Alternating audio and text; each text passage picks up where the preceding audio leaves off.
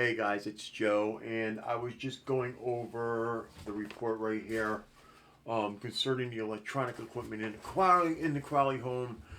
As we all know, people struggle with the fact of what evidence is there and how police were able to get this evidence. So, the County Sheriff's Office has an electronic crime unit, and they did a report that was also done for the Crowley case. And they examined all the electronics in the house, all the hard drives. They examined the cell phones, the tablets, the Surface, everything. Okay, they were able to pull out the SMS or the text messages, the multimedia messages, the address book. Um, they were able to go into the cloud and take, the social media from Facebook, Twitter.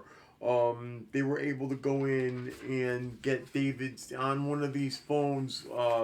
Existed entries in David's day one journal.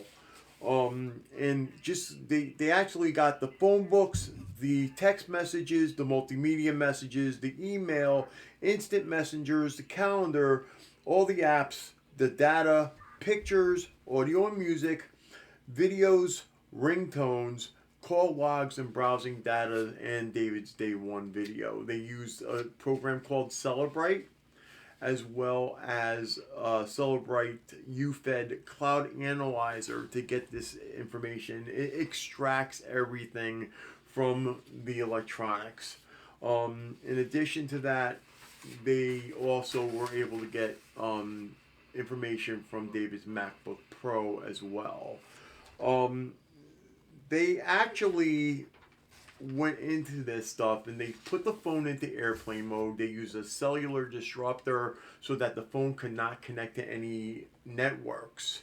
Okay, so they had all this information. Now, in one of the reports that has not been made public to you guys for whatever reason, I want to read you the conclusion and let you also see the conclusion as well.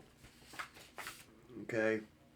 After reviewing all pertinent pieces of evidence, no information was found specifically related to the deaths of the Crowley family. Information, however, was found that pointed to drug use between Mr. and Mrs. Crowley, and journal entries found on Mr. Crowley's phone indicated many sleep-deprived days for Mr. Crowley. That's right here. Right there in the conclusion section. Okay. Also, in the conclusion section of the Apple Valley Police Report by Detective Brian Bone, which is dated 10/7/2015, right here. I'm going to read this to you. With the conclusion of the review of the digital devices, that's what I just read to you. Okay.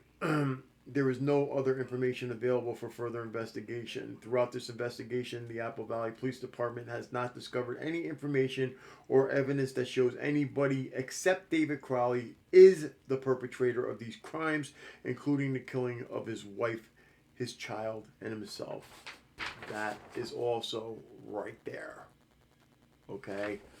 So, now, I can't understand why everybody says Apple Valley Police are wrong, the BCA is wrong, everybody's compromised.